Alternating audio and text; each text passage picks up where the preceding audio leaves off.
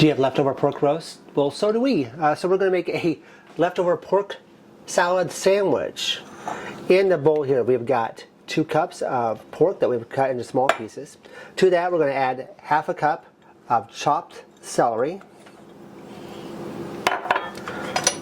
2 tablespoons of dill pickle, 1/4 a cup of chopped red onion, 1 tablespoon of mustard,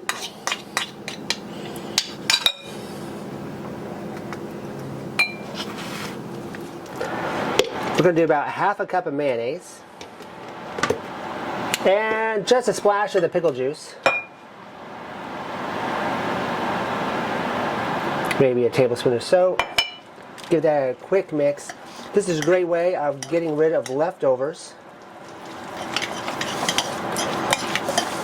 That's a really quick sandwich.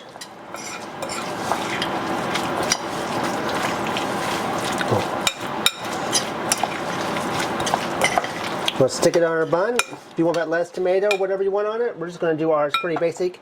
It's going to take about 1 1/3 cups per sandwich. And there we go. A quick and easy pork salad sandwich. Give this recipe a try.